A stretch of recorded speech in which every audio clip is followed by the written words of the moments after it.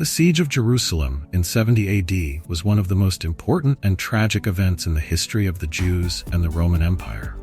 Occurring in the context of the Jewish-Roman War, 66 to 73 AD, the siege was not only a military battle, but also the end of a period of Jewish religious and cultural independence in Jerusalem. Under the command of Titus, son of Emperor Vespasian, the Roman army laid siege to the city of Jerusalem, breached its fortified defenses, and attacked the center of Jewish religion, the Second Temple. After months of fighting, the temple was completely destroyed, and thousands of Jews were killed or enslaved. The siege not only shattered Jerusalem, but also marked the beginning of a period of diaspora, dispersion of Jews, that lasted for centuries. The siege left a lasting legacy in the Jewish people and in Western civilization, with tragic stories of famine, heroic Jewish resistance, and the destruction of the temple, their sacred symbol of religion and culture. The Jewish revolt against Roman rule began in 66 AD. The Jews were dissatisfied with oppression by Roman officials, heavy taxation, and interference in religious affairs. The Zealot movement, along with several other groups, waged a resistance war against the Romans. Jerusalem was the capital and most important city of the Kingdom of Judea and the religious, political, and cultural center of the Jewish people.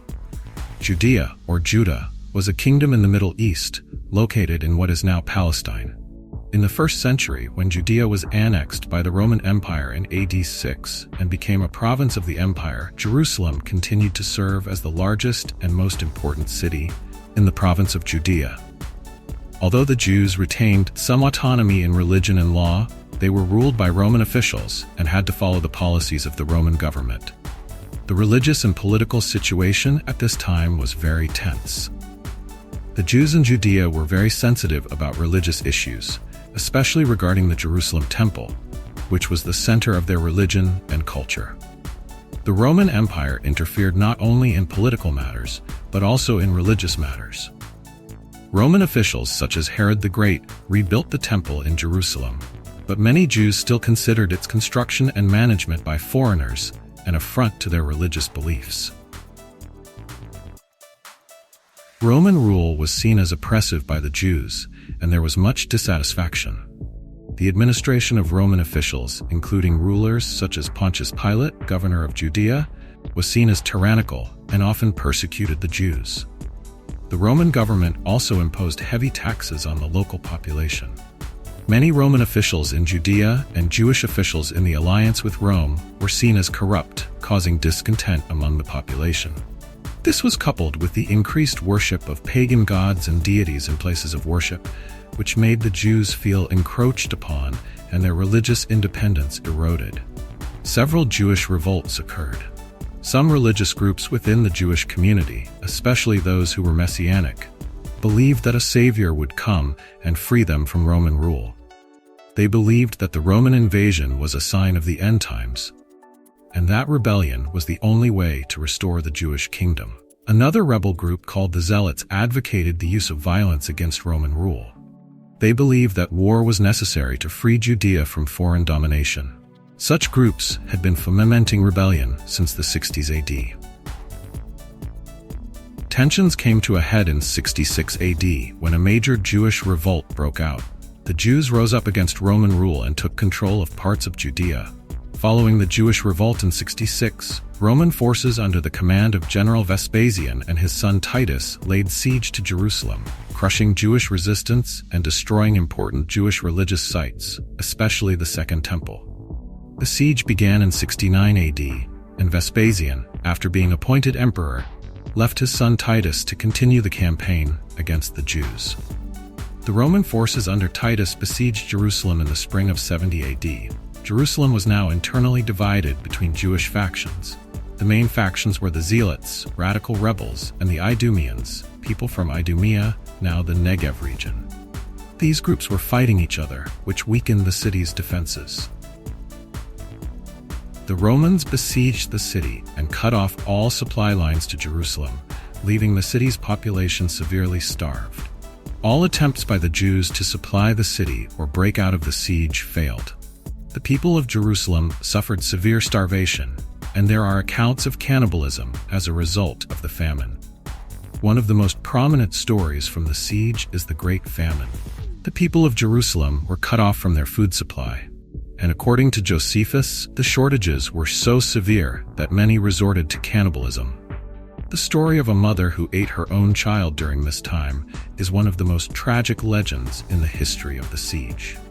Flavius Josephus, a Jewish historian and veteran, survived the siege and recorded the details of the event in his book, The Jewish War. Josephus, though he survived and cooperated with the Romans, portrayed the war as a great tragedy, recounting stories of famine, devastation, and the fall of the city. Meanwhile, factions within the city continued to fight for control, weakening the city's defenses. The Romans began attacking the outer walls of the city in the summer of 70. The Roman army used tactics such as catapults and fortifications to breach the walls and defeat the Jewish defenders. After months of attacks, the Romans finally breached the outer walls and entered the city's outer areas. However, they still faced strong resistance from Jewish warriors. In August 70, the Romans advanced on the central area of Jerusalem, where the Second Temple, the Jewish holiest site, was located. Jewish forces attempted to defend the temple, but the Romans overran it and completely destroyed it. According to historians such as Josephus, the Romans burned the temple to the ground after capturing the area. The temple's precious possessions, including chalices and golden plates, were looted and taken to Rome. This event was considered a great disaster for the Jews and marked the end of the temple, which was the symbol of Jewish religion and culture. After the siege, the Second Temple was completely destroyed, an event that many Jews consider an irreplaceable tragedy. The loss of the temple profoundly changed Jewish religious life. The Jews no longer had a single holy place and had to develop other forms of worship and religious practice, such as focusing on synagogues instead of just the temple.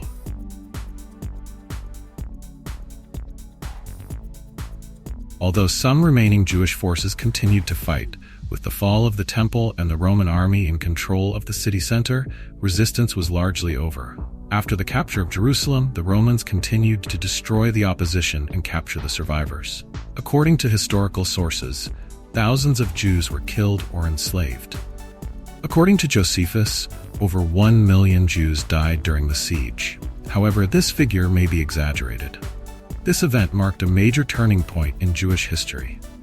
After the siege and the destruction of Jerusalem, many Jews were enslaved, and most of them were dispersed to other lands, initiating the Diaspora period that lasted for centuries. To commemorate their victory, Emperor Vespasian and Titus built the Arch of Titus in Rome, which depicts the Roman army bringing back treasures from the Temple of Jerusalem to Rome, such as the golden platter and the chalice. The city of Jerusalem was almost completely destroyed. The walls were destroyed, the buildings burned, and the temple no longer existed. This destruction was a great disaster for the Jewish community and marked the end of independent Jewish culture in Jerusalem. The siege of Jerusalem in 70 AD was not only a military victory for the Roman Empire, but also an event that profoundly shaped Jewish history and religion.